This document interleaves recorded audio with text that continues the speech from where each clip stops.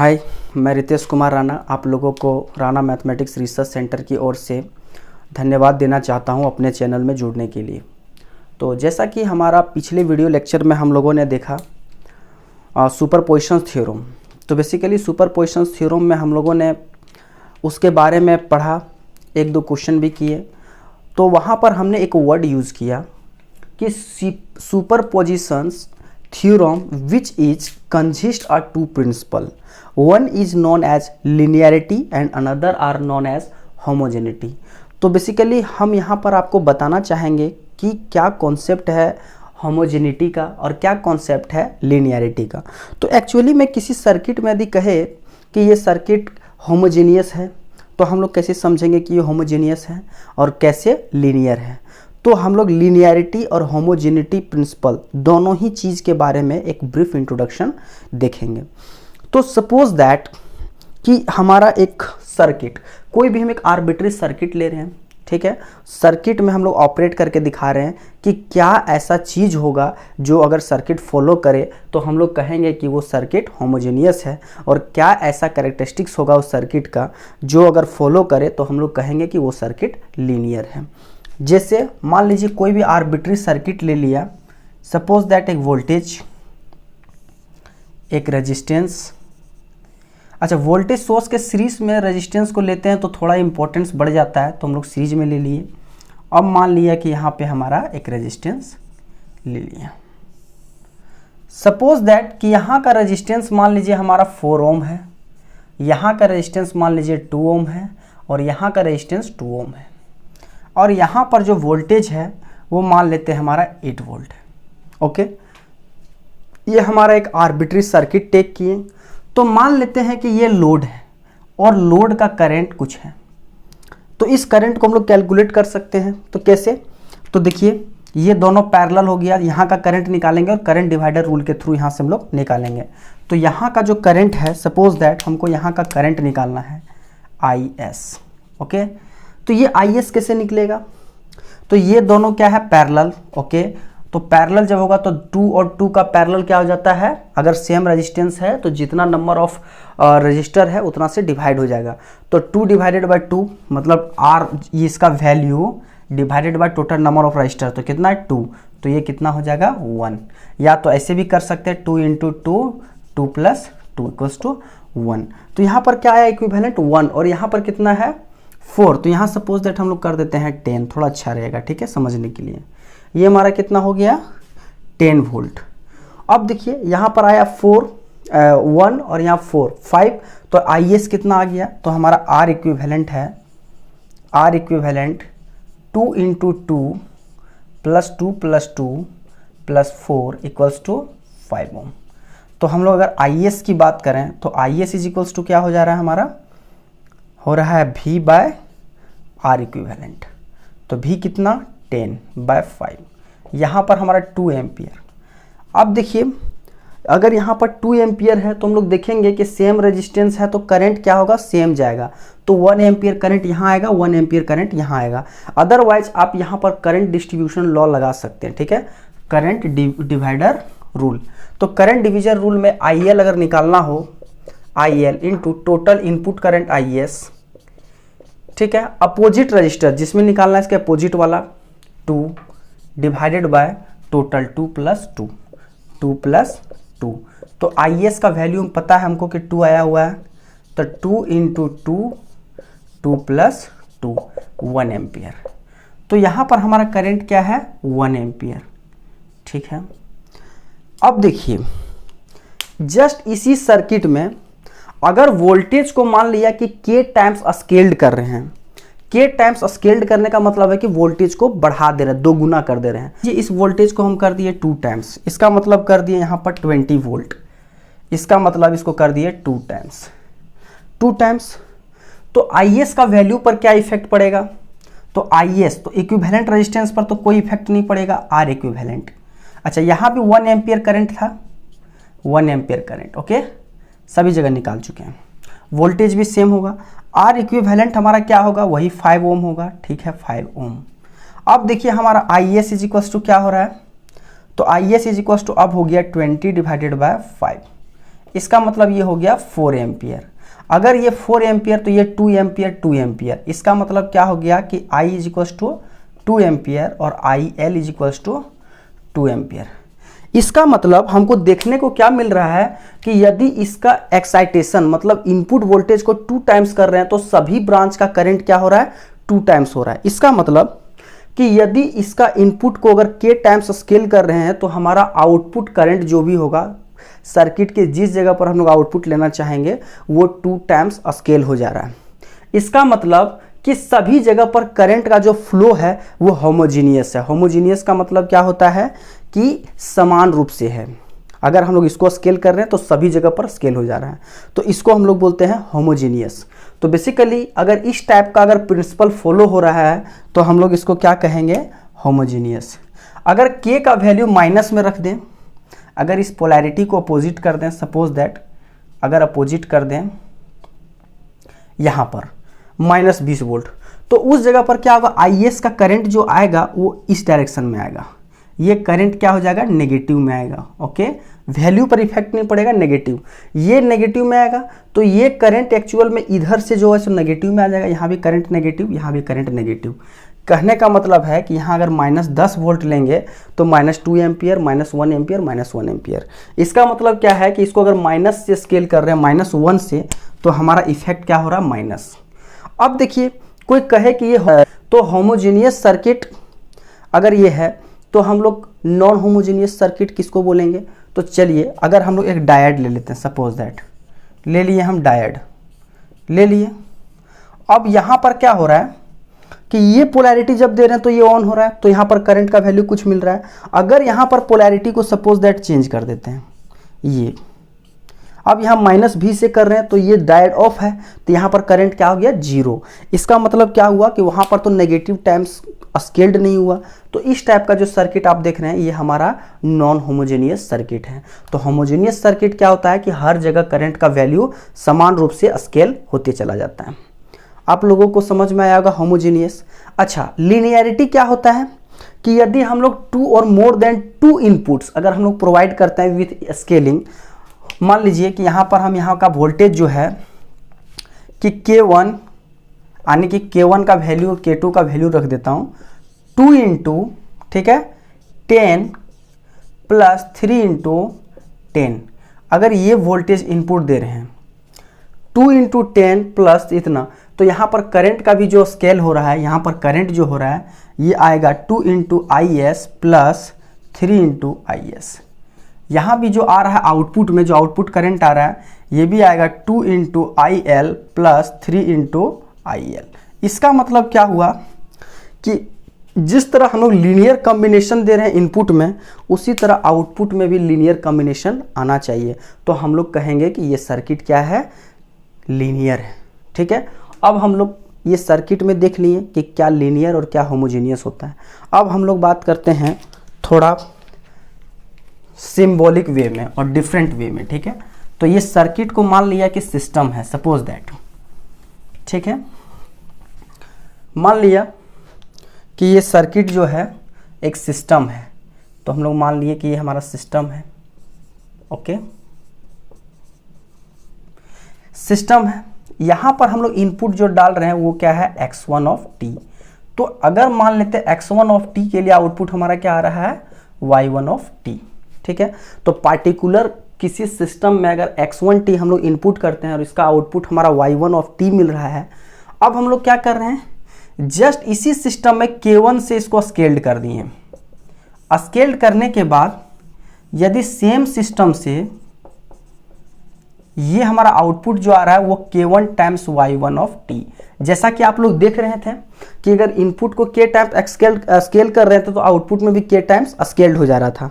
तो इसका मतलब क्या है, ये प्रिंसिपल ऑफ होमोजेनिटी। तो यहाँ पर क्या है कि ये होमोजेनियस को शो कर रहा है, हम लोग लिख देते हैं यहाँ होमोजेनियस, ये होमोजेनिटी को शो कर रहा है।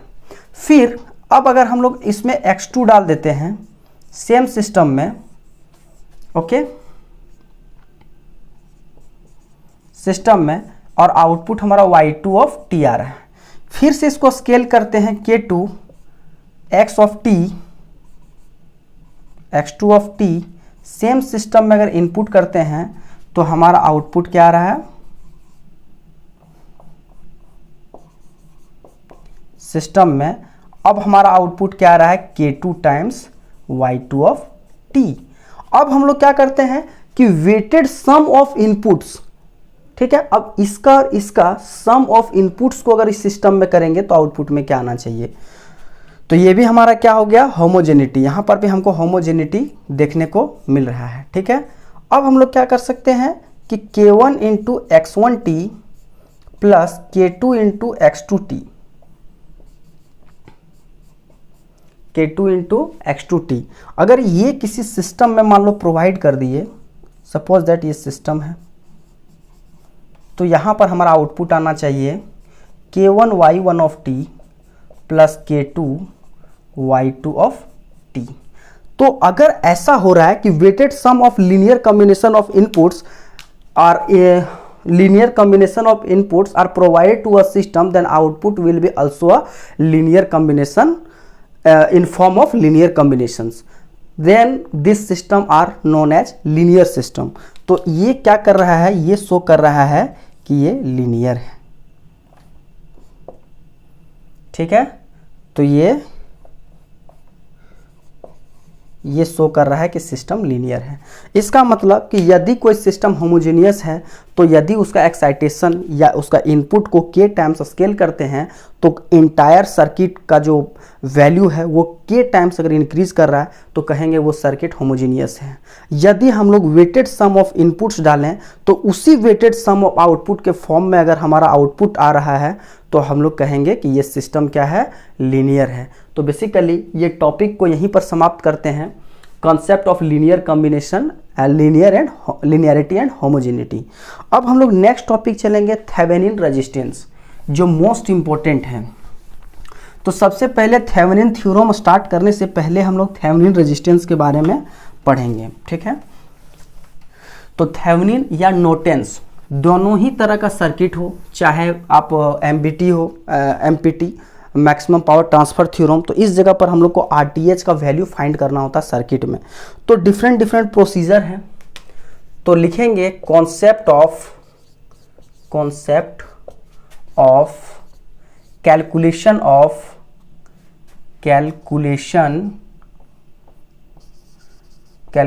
Of RTH। तो बेसिकली RTH का बात करें तो हमारा सबसे पहले डिपेंडेंट और इंडिपेंडेंट सोर्स लेकर कितने तरह से सर्किट बन सकते हैं।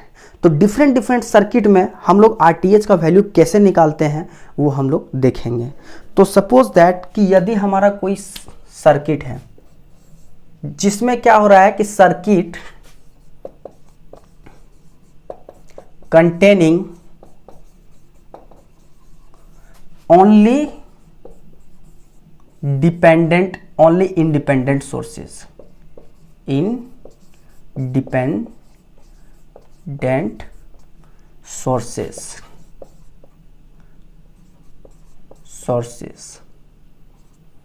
ठीक है। तो यहां पर अगर हम लोग का किसी सर्किट में केवल इंडिपेंडेंट सोर्स है तो RTH कैसे निकालेंगे। तो ये independent source whether current source और वोल्टेज सोर्स दोनों हो सकता है या कोई एक हो सकता है, ठीक है। तो इस स्थिति में हम लोग कैसे फाइंड करेंगे उसका RTH का वैल्यू। तो सबसे पहला केस हमने यही लिया है। तो इसी केस में अगर एक सर्किट को ले लेते हैं और सॉल्व करते हैं कि RTH का वैल्यू कैसे फाइंड करेंगे। तो सपोज दैट एक सर्किट लिया मैंने, सपोज दैट यहाँ का वोल्टेज है 20 वोल्ट, है ना। एक आर्बिट्री सर्किट ले रहे हैं खुद से, ये ओके। यहाँ पर हमारा जो करंट है, चलिए यहाँ पर हम फिर से एक रेजिस्टेंस ले लेते हैं। यहाँ पर एक करंट सोर्स ले लिया, अब यहाँ पर फिर से एक रेजिस्टेंस ले लिया और यहाँ रेजिस्टेंस ले लिया। चलिए ये हमारा है 2 ओम, चलिए ये हो गया 2 ओम। ये चलिए ले लिए हम लोग 1 ओम और ये ले लिए हम लोग 1 ओम। ये हमारा है RL, ये हम लोग ले लिए 6 ओम। यहाँ पर ले रहे हैं 5 एम्पियर। तो ये एक आर्बिट्री सर्किट है। अब हमको क्या कहा गया है कि हमको RTH निकालना है यहाँ पर लोड पर। तो RTH निकालने के लिए जो लोड होगा उसको हम लोग क्या करेंगे, open circuit the load resistance. तो इस जगह के अक्रॉस अगर हम लोग RTH निकालें यहाँ पे, तो हम लोग इसको बोलेंगे यहाँ पर जो रेजिस्टेंस होगा A मान लीजिए पॉइंट और ये पॉइंट B है, तो यहाँ का रेजिस्टेंस जो RAB होगा which is also known as RTH, Thevenin equivalent resistance. तो बेसिकली यहाँ पर अगर हम लोग निकालेंगे तो हम लोगों को कुछ बातें ध्यान रखना है कि यदि सर्किट में हमको इफेक्टिव रेजिस्टेंस चाहिए तो जितने भी सोर्स लगा हुआ है उसका इफेक्टिव जो रेजिस्टेंस सर्किट पर पड़ रहा है उस सोर्स को उसमें कन्वर्ट कर देना होगा, तभी जाके हम लोग इफेक्टिव रेजिस्टेंस निकाल सकते हैं। तो बेसिकली अगर यहाँ पर कह रहा है कि ये आइडियल है, सपोज दैट कुछ नहीं दिया तो आइडियल एज्यूम करेंगे। अदरवाइज अगर इसका रेजिस्टेंस दिया हुआ है, जैसे दिया होगा कि 20 वोल्ट का जो वोल्टेज है इसका इंटरनल रेजिस्टेंस 3 ओम है, तो इसको हम लोग क्या करेंगे 3 ओम से रिप्लेस कर देंगे, है ना, 3 ओम से रिप्लेस कर देंगे। अगर दिया हुआ है तो कि इंटरनल रेजिस्टेंस जो दिया है ये 3 ओम है, इसका मतलब क्या है, ये प्रैक्टिकल केस है, नॉन आइडियल केस है। किसी भी वोल्टेज सोर्स का एक्चुअल में बताए थे कि किसी भी वोल्टेज सोर्स का इंटरनल रेजिस्टेंस 0 होना चाहिए। तो इंटरनल रेजिस्टेंस 0 ना होके यहाँ पर 3 ओम अगर दे दिया है तो इसको 3 ओम से रिप्लेस करेंगे। अदरवाइज यदि किसी भी चीज़ को नहीं बोला है तो उसको हम लोग आइडियल एज्यूम करेंगे। एक लाइन लिखेंगे, now we are considering the all the independent source which are given in the circuit, all those are in ideal case.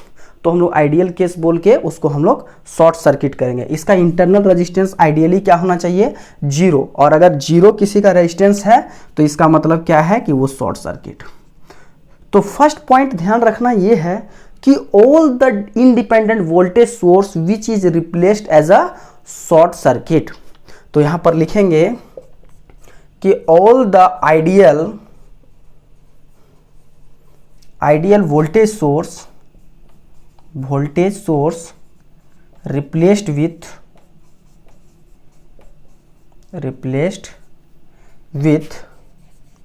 With short circuit.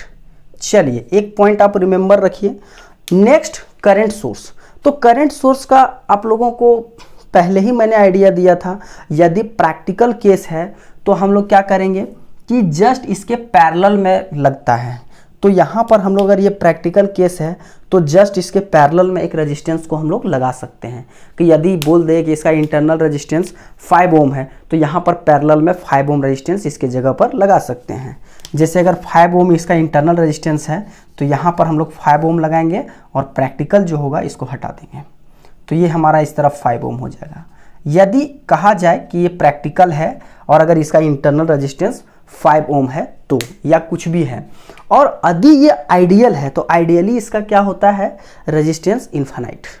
तो आइडियली इसका रेजिस्टेंस इनफाइनाइट। अगर किसी भी सर्किट में series में यदि रेजिस्टेंस इनफाइनाइट हो जाए तो which is are known as open circuit. तो बेसिकली क्या होगा कि जब ये इनफाइनाइट हो जाए तो इसको हम लोग क्या करेंगे, ओपन सर्किट में कन्वर्ट कर देंगे।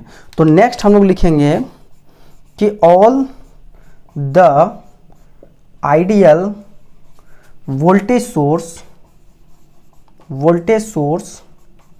रिप्लेस्ड विथ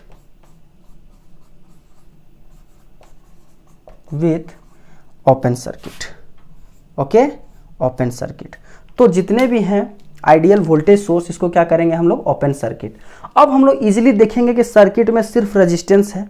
अब हम लोग बहुत सारा डिफरेंट कॉम्बिनेशन पढ़ चुके हैं, जैसे series combination, parallel combination, mix combination. तो यहाँ पर आपको अगर आइडिया होगा, यहाँ से आप करंट को फॉलो करवाइए, देखिए कौन सीरीज है पैरेलल आपको पता चलेगा। ये करंट यहाँ आएगा, यहाँ आएगा, यहाँ आएगा, यहाँ तो नहीं जाएगा क्योंकि ओपन सर्किट है, इधर करंट क्या होगा, 0। ठीक है, सेम करंट यहाँ आएगा, यहाँ पर करंट क्या हो रहा है, बट रहा है। तो जिस नोड पर करंट बटेगा वो नोड क्या होता है कि यहाँ के बाद जो है सो ये पैरेलल कनेक्शन होता है। तो बेसिकली यहाँ और ये 2 और 2 क्या दिख रहा है, पैरेलल। तो ये 2 और 2 पैरेलल हैं, ये दोनों सीरीज में है। तो RTH इज इक्वल्स टू क्या हो जाएगा कि RTH इज इक्वल्स टू 2 और 2 पैरेलल। ओके, 2 और 2 पैरेलल, इसके साथ ये 1 और 1 सीरीज में, 1 और 1, आप देखिए इसको कीजिए सीरीज में। अब देखिए 2 2 पैरेलल अगर करेंगे तो कितना आता है इक्विवेलेंट, तो 2 into 2 divided by 2 plus 2, 1 plus 1, तो ये आ गया 1 plus 1 plus 1 is equal to 3 ohm. तो बेसिकली इस सर्किट का जो एक आर्बिट्री सर्किट लिए, इस सर्किट का नॉर्मल थेवेनिन रेजिस्टेंस का जो वैल्यू है वो निकल के आया 3 ओम, पार्टिकुलर दिस सर्किट के लिए। तो बेसिकली यहाँ पर हमारा कॉन्सेप्ट क्या था, कॉन्सेप्ट ये था, इस टॉपिक में कॉन्सेप्ट ये है समराइजेशन, कि यदि कोई भी आइडियल वोल्टेज सोर्स हो सर्किट में और यदि लोड के अक्रॉस अगर हमको आरटीएच का वैल्यू निकालना है, then which is replaced with a short circuit, और यदि कोई आइडियल करंट सोर्स हो तो which are replaced with a open circuit. ठीक है, तो बेसिकली हम लोग इस ढंग से, इस तरह से आरटीएच को निकाल सकते हैं कोई भी सर्किट में यदि वोल्टेज सोर्स और करंट सोर्स और इंडिपेंडेंट हो तो। नेक्स्ट केस लेते हैं, केस नंबर 2। यहां पे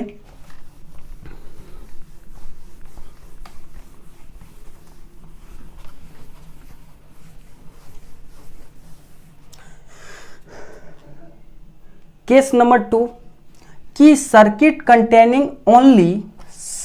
कंटेनिंग बोथ, हम लोग कर देते हैं अब, ठीक है, या ओनली डिपेंडेंट कर दीजिए पहले, ओनली डिपेंडेंट सोर्स। अगर किसी सर्किट में अगर ओनली डिपेंडेंट सोर्स हो, ठीक है, तो हम लोग उसको कैसे कैलकुलेट कर सकते हैं। तो इसके लिए हम लोग एक आर्बिट्री सर्किट लेते हैं और क्या प्रोसीजर है देखते हैं। चलिए, सपोज दैट यहां पर रेजिस्टेंस है, सपोज दैट यहां पर रेजिस्टेंस है, ओके। अब मान लीजिए अगर हम लोग कोई भी एगो क्वेश्चन ले रहे हैं तो एक डिपेंडेंट लेंगे, तो चलिए डिपेंडेंट ले लिए। यहां पर करंट सोर्स ले रहे हैं 2 इंटू वी नॉट, ओके। यहां पर एक रेजिस्टेंस ले लिए, ठीक है, और ये हमको लोड मान लिए, सपोज दैट कि ये ए है और ये बी है। यहां पर हमको निकालना है आरटीएच, ओके। तो देखिए अगर इसको हम लोग माने 2 ओम, ओके, इसको माने 1 ओम, ओके, ये हमारा हो गया 2 ओम। सपोज दैट इस तरह वैल्यू को मान लिया। तो यहां पर हम लोग देख रहे हैं कि वोल्टेज डिपेंडेंट करंट सोर्स, ये क्या है, ये बेसिकली क्या है, देखिए वोल्टेज पर डिपेंड कर रहा है, वोल्टेज डिपेंडेंट करंट सोर्स, ये VDCS है, ठीक है, या हम लोग बोल सकते हैं हाँ सेम है करंट, हाँ वोल्टेज डिपेंडेंट करंट सोर्स, तो VDCS है नॉर्मली। अब ये वोल्टेज तो कहीं ना कहीं सर्किट में होगा, तो ये एक इम्पोर्टेंट है, तो उसको शो करना पड़ेगा। तो एज्यूम कर लेता हूं कि यहाँ का वोल्टेज V नॉट है, ठीक है, V नॉट है। तो बेसिकली इस सर्किट में हमको ये ध्यान रखना होता है कि एक्चुअली में यहाँ पर कोई सोर्स दिख रहा है क्या आपको, हाँ दिख रहा है सर, ये है, लेकिन डिपेंडेंट है, वो डिपेंड कर रहा है किसी और पर, यहाँ पर डिपेंड कर रहा है। अरे भाई यहाँ पर अगर हमारा किसी भी तरह का करंट अगर आया ही नहीं तो ये तो ऑलरेडी जीरो, तो ये ओपन सर्किट, तो यहाँ पर सर्किट में कहीं भी एक्साइटेशन नाम का चीज़ नहीं है, सर्किट में किसी भी तरह का एक्साइटेशन नहीं है। अब देखिए किसी सर्किट में केवल अगर डिपेंडेंट सोर्स हो, वो तो ऑलरेडी किसी पर डिपेंड कर रहा है, तो हम लोग क्या कहेंगे कि वो सर्किट में किसी तरह का एक्साइटेशन नहीं है। तो इसके लिए क्या करते हैं कि हम लोग एक एक्जुलरी हम लोग सोर्स लेते हैं, वो डिपेंडेंट एक्जुलरी सोर्स होता है, सॉरी इंडिपेंडेंट होता है। अब इंडिपेंडेंट में हमारे पास दो चीज़ हैं, हम लोग क्या कर सकते हैं, अब यहाँ पर प्रोसीजर क्या आता है कि यहाँ पर हम लोग एक काम कर सकते हैं, इस सर्किट को एक्साइटेशन देने के लिए, इस सर्किट को एक्साइटेशन देने के लिए एक वोल्टेज लगा देते हैं, एक वोल्टेज सोर्स। अच्छा, ये वोल्टेज सोर्स को मान लो लगाएंगे, इसका वोल्टेज भी है, यहाँ से करंट अगर आई जा रहा है तो हम लोग RTH इज इक्वल्स टू क्या बोल सकते हैं, चलिए इस स्थिति में हम लोग RTH इज इक्वल्स टू क्या बोल सकते हैं, V/I, ठीक है। ये पहला तरीका है कि V और I दोनों रखें और V/I का वैल्यू निकाल देंगे तो हमारा निकल जाएगा RTH, ओके। या ये हमारा पहला वे हुआ। दूसरा वे क्या हो सकता है कि हम लोग क्या कर सकते हैं कि यहाँ का वोल्टेज 1 वोल्ट ले लें, कि हमको पता है कि ये 1 वोल्ट है, इसको डिफाइन कर देना कि 1 वोल्ट का बैटरी लगा दिए। अब डिफाइन कर दिए तो इस स्थिति में हमारा RTH क्या हो जाएगा, तो V की जगह 1/I, आई। नेक्स्ट क्या कर सकते हैं हम लोग कि सर यहाँ पर हम लोग वोल्टेज सोर्स नहीं, टेस्ट में हम लोग करंट सोर्स ले लेते हैं। तो ठीक है, करंट सोर्स आई ले लिए और यहाँ का वोल्टेज हम लोग भी ले लिए, तो V बाय आई होना चाहिए। तो सपोज दैट ये करंट सोर्स जो है ये 1 एम्पियर का ले लिया मैंने, ये I is equals to 1 ampere, ये 1 एम्पियर का करंट सोर्स ले लिए। तो यहाँ पर क्या हो जाएगा तीसरा केस में कि अगर इस तरह का हम लोग अगर एज्यूम करते हैं तो RTH इज इक्वल्स टू हमारा हो जाएगा V। ओके, तो ये 3 केस पॉसिबल है, इस 3 केस से हम लोग इसको सॉल्व कर सकते हैं। तो ये डिफरेंट 3 केसेस आप किसी भी तरह के सर्किट में ले सकते हैं, चाहे वो डिपेंडेंट हो, चाहे उसमें इंडिपेंडेंट सोर्स हो, या डिपेंडेंट इंडिपेंडेंट का मिक्सअप हो, चाहे व्हाटएवर किसी भी तरह का सर्किट हो, आप ये तीनों को यूज कर सकते हैं। ठीक है, ये तीनों का यूज करके हम लोग इजीली वैल्यू को कैलकुलेट कर सकते हैं। तो फिलहाल हमारा ये प्रोसीजर बिल्कुल, अगर डिपेंडेंट है तो ये 3 प्रोसीजर को ही यूज करना है, अदरवाइज सिंपल सा तरीका नहीं होगा। लेकिन ये तरीका से आपका इंडिपेंडेंट वाला भी सॉल्व हो जाएगा। ठीक है, तो बेसिकली किसी एक को लेके या तीनों को लेके, जैसे 3 को तो नहीं ले रहे हैं है ना, किसी एक को लेके हम लोग इसमें RTH का वैल्यू को सॉल्व करते हैं। तो जैसा कि देख रहे हैं यहाँ पे, यहाँ का वोल्टेज निकालना है सिंपल, कि इस मेथड में जब हम करंट सोर्स लेते हैं, यहाँ पर एज्यूम क्या किए हैं, यहाँ पर एज्यूम ये किए हैं कि I is equals to 1 ampere, यहाँ एज्यूम किए हैं कि V is equals to 1 volt, और यहाँ कुछ एज्यूम नहीं किए। तो अगर इससे बनाने का कोशिश करते हैं तो देखिए कैसे बनेगा, है ना। यहाँ से करंट आपका I आ रहा है, ठीक है, 1 एम्पियर, यहाँ पर करंट जाके बंट गया, तो ये करंट क्या आ गया 1 + 2 into V0। Okay, 1 + 2 into V0। यहाँ पर हमारा क्या वोल्टेज है V0। अब देखिए यहाँ का वोल्टेज क्या है तो V। अब KVL आप यहाँ से उठा के यहाँ से लगा लीजिए, यहाँ -V, ओके, -V, इसके बाद प्लस 1 एम्पियर है ना, 1 एम्पियर, तो 1 इंटू 2, ओके, यहाँ पर करंट आ रहा है ऐसे प्लस में, तो 1 इंटू इतना, तो 1 इंटू इतना, फिर आ रहा है यहाँ पे प्लस V0 इक्वल्स टू 0। तो यहाँ से आप लोग देखिए V इक्वल्स टू 2 और एक 1 3 प्लस 2 और एक 3 V0। देखिए इसको हम लोग इक्वेशन नंबर 1 मानेंगे। अब यहाँ से हम लोग रिलेशन निकालेंगे, देखिए कि V0 इज इक्वल टू क्या होगा, इस करंट को इससे मल्टीप्लाई करेंगे तो V0 के बराबर हो जाएगा, हाँ होगा। तो देखिए इसको मल्टीप्लाई करेंगे 2 से, यानी 2 into 1 minus 2 V0 equals to V0। तो यहाँ से आप V0 निकाल सकते हैं, तो यहाँ से V निकल जाएगा, V0 का वैल्यू यहाँ पर रखेंगे तो V निकल जाएगा जो RTH के बराबर होगा। तो इजीली कैलकुलेशन है। तो देखिए यहाँ पर कितना हो गया 2 plus 4 V0 equals to V0। अब उधर करेंगे तो क्या हो जाएगा -3 है ना, -3, तो V0 is equals to -2/3 volt. ये देखिए ये इधर जाएगा तो -3, 2/3 -3। ओके, अब इस वैल्यू को हम लोग यहाँ पर क्या करेंगे, पुट करेंगे और देखेंगे कि इसका वैल्यू कितना आ रहा है। तो यहाँ से हम लोग V is equals to 3 plus 3 या -2/3, यहाँ से 3 कैंसल, ये 3 - 2 इज इक्वल्स टू 1 वोल्ट आ गया। कितना आया 1 वोल्ट। अब हमारा यहाँ पर क्या है कि ये जो वोल्टेज आया कितना आया 1 वोल्ट। तो RTH इज इक्वल्स टू हम लोग क्या लिख सकते हैं, RTH इज इक्वल्स टू तो V डिवाइडेड बाय I, तो 1 एम्पियर है ये ऑलरेडी, और V का आया हुआ है 1/1, ये हो गया 1 ओम। तो बेसिकली हमारा RTH का जो वैल्यू निकल के आया ये आया पार्टिकुलर इस सर्किट के लिए 1 ओम। या हम लोग दूसरे तरीके से अगर चलने का कोशिश करते हैं इसी क्वेश्चन में, चलिए यहाँ पर हम लोग वोल्टेज ले लेते हैं। सपोज दैट यहाँ पर हमने वोल्टेज लिया, ओके ठीक है। तो जैसा कि देख रहे हैं आप लोग कि 1 वोल्ट का हम लोग एक वोल्टेज ले लेते हैं, 1 वोल्ट। यहाँ से करंट जो जा रहा है I जा रहा है, ठीक है। इसको हम लोग मिटाते हैं तो यहाँ पर क्या करंट हो जाएगा I प्लस 2 इंटू V0। फिर KVL हम लोग यहीं पर लेंगे, KVL लेंगे। तो देखिए इसी चीज़ को फिर से सॉल्व करते हैं। By using another method. Okay, तो देखिए, तो यहाँ पर हम लोग जब KVL लेंगे तो यहाँ पर हम लोग कितना एज्यूम किए हैं, 1 वोल्ट, ये 1 वोल्ट एज्यूम किए हैं। तो क्या आएगा आपका KVL, -1 वोल्ट प्लस 2I, देखिए 2I, उसके बाद यहाँ पर क्या आएगा 1 इंटू इतना, इसका मतलब I प्लस 2V0। ओके, इसके बाद यहाँ पर क्या हो जाएगा plus V0 equals to 0।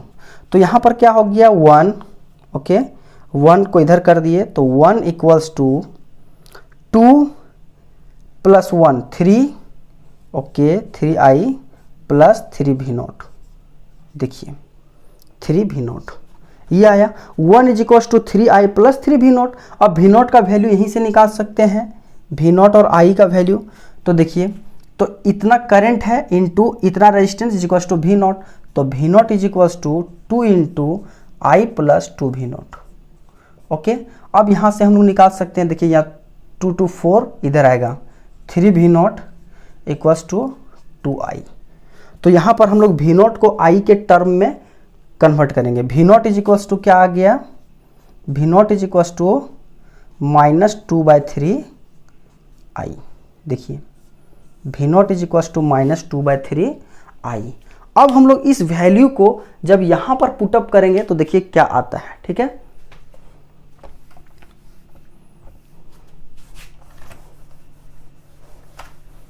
Okay, तो इस वैल्यू को यहाँ पर रख रहे हैं, तो 1 is equals to 3I plus 3 into -2I/3। तो यहाँ पर क्या हो रहा है, 3 कैंसिल हो रहा है, तो 3I में 2I गया तो कितना बचा 1I। तो इसका मतलब I is equals to 1 ampere और V इज इक्वल्स टू कितना एज्यूम किए थे 1 वोल्ट। तो इसका मतलब RTH is equals to 1/1 ohm. तो बेसिकली अगर हम लोग यहाँ पर 1 वोल्ट एक वोल्टेज सोर्स लें और टेस्ट करंट, तो हम लोग का जो रेजिस्टेंस का वैल्यू है, RTH का वैल्यू 1 ओम आया, या यहाँ पर करंट सोर्स लें तो भी 1 ओम आया। तो इसका मतलब है कि यहाँ पर हम लोग वोल्टेज सोर्स एज्यूम करें या करंट सोर्स एज्यूम करें, यहाँ पर 1 ही आएगा, ठीक है। अब हम लोग नेक्स्ट क्या करते हैं, इस सर्किट को थोड़ा सा मॉडिफाई करते हैं।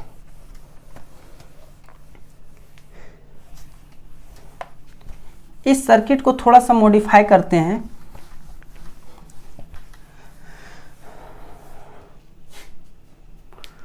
अगर हम लोग यहां पर लिखें कि both dependent and independent source,